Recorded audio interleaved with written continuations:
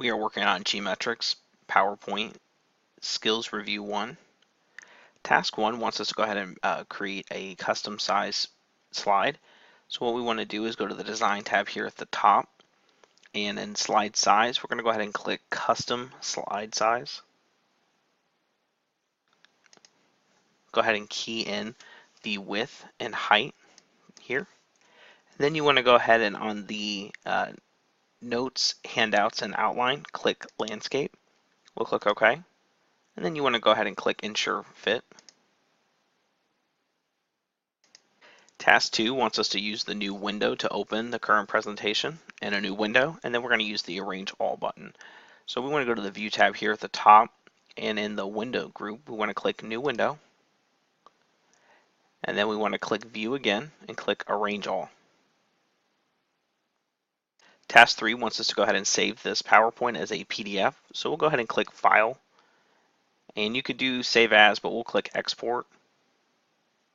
Create PDF XPS document. You want to make sure you're in the GMetrix templates folder. We'll go ahead and leave this name the way it is, and make sure that open the file after publishing is not checked. We'll go ahead and click Publish. Task 4 wants us to save the second slide as a JPEG, so we'll go ahead and select that slide. We're going to go ahead and click File. We'll click Export, and you could have done this from Save As. Change file type, JPEG, Save As.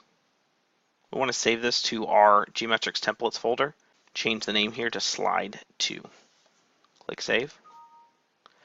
And then this is important. It just wants the second slide. So we'll go ahead, because we've selected 2 already, we'll click just this one. Task 5 wants us to go to the second slide. And what it wants us to do is to change the style of the word introduction. So with our cursor here in this text box, we can go to the Drawing Tools Format tab here at the top. And in our word art styles, what we're looking for is the fill or an accent to. If you're not sure, make sure you hover over the styles until you find the one it wants you to apply. Task 6 wants us to go ahead and go to Slide 4. So we'll go ahead and select Slide 4. It wants us to reset the picture here. So with the picture selected, we have the Picture Tools Format tab here at the top. We'll select that. In the Adjust group, we'll go ahead and select Reset Picture, and notice it went ahead and brought it back to its original settings. Now what it wants us to do is to go ahead and crop this picture to a shape.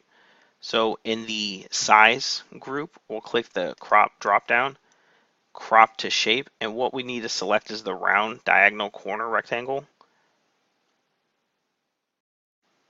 Make sure you hover until you find the one that you need.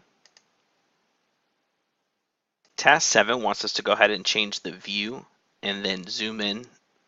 So you can do this from the View tab here at the top, or you can select this right here. So it wants us to go to Slide Sorter, and then it wants us to zoom in to 200%. So we'll click until we have done that. Task 8 wants us to go ahead and change the presentation so it can be browsed by an individual and that it will loop continuously until the escape key is hit. So let's go to the slideshow here at the top, and we're going to click Set Up Slideshow. We'll select Browsed by an Individual here, and then we want to check this box here, loop continuously until escape is hit, and then we'll click OK. Task 9 wants us to go ahead and create a custom slideshow. So what we want to do is go to the Slideshow tab here at the top, and then we're going to go ahead and in the Start Slideshow, we're going to click Custom Slideshow, and we'll click Custom Shows. We'll select New, and the only slides that we want to select is Practice Reading and Practice Reading Questions. We'll go ahead and click this Add button, and we'll click OK. We'll click Close. Task 10 wants us to go ahead and use the Find and Replace to replace a spelling. So we'll go ahead and click the Home tab here at the top, and in the Editing group, we'll go ahead and click the Replace, drop down to select Replace, and we'll go ahead and type in the misspelled word reading and replace it with reading. Make sure you capitalize, and we'll go ahead and click Replace All. Click OK and click Close. Task 11 wants us to go ahead and highlight a question with a red highlighter. To begin this, we want to go ahead and start our slideshow. You can do that from the View tab, or just click this button down here on the bottom, Slideshow. Then we want to go to the 5th slide, with the questions, and we want to highlight this first question. To do that, we're going to go ahead and right click with our cursor, and we're going to go ahead and click pointer options here and click highlighter. And then what we need to do is right click again to go to pointer options, and we'll select ink color red, and we just want to highlight our first question. When you've done that, go ahead and hit the escape key, and it's going to ask you, do you want to keep the ink annotations, and we'll go ahead and keep them. Task 12 wants us to go to slide 2, so we'll go ahead and click slide 2. What we're going to do is put a chart here at the bottom. So to do that, we'll go ahead and click this button, insert chart, in this box. It wants us to go ahead and insert the custom column chart, so we'll go ahead and click OK.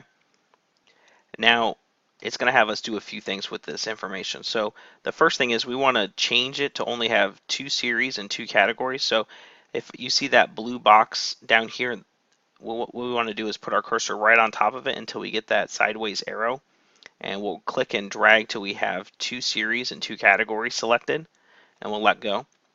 Now what it wants us to do is to go ahead and change a few things. We're going to change our category 1 to say students, and our category 2 to say adults, and our series 1 is going to be can read, and series 2 is going to be can't read. Make sure you capitalize where you need to. And then for our data here, we're actually going to use the data from the slide. So you might want to click and drag this down to see it. So we'll start with the students. Can read is 80%, and can't read is 20%.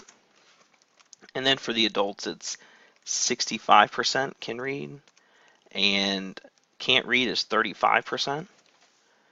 And we'll click out of that cell to set the text, and then we can close out of this. Notice it went ahead and populated that for us. Task 13 wants us to go ahead and put our cursor on slide 5, so we'll go ahead and select that so that we can select this text box and the text in it and convert this list into a vertical bulleted list smart art.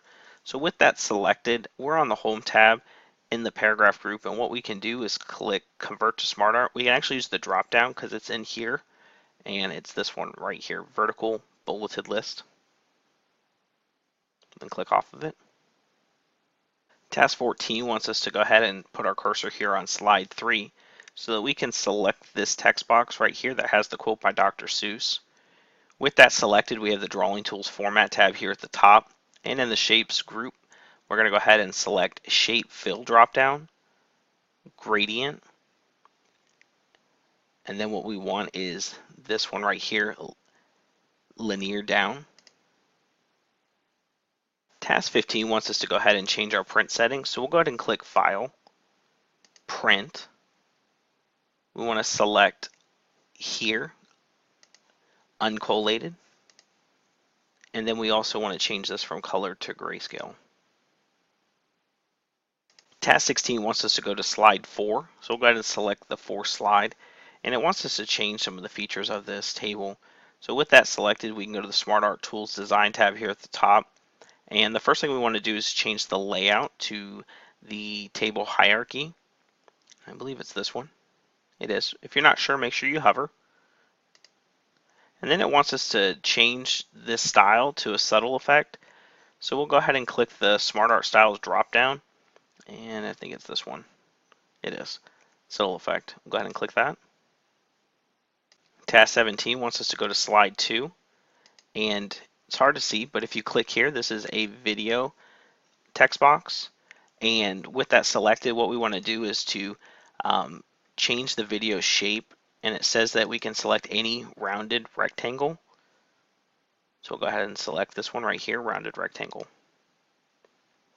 Task 18 wants us to go ahead and add 2 sections. The first one's going to be above slide 1, and we can put our cursor here, and you could do the section here, or you can just right click and click Add Section.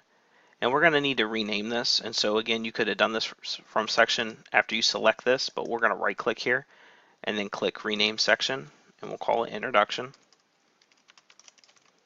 We'll click OK, or Rename. And then the second section that we want to add is right above slide 3, so we'll put our cursor here. We'll right click again, Add Section. We'll right click that section again to rename it.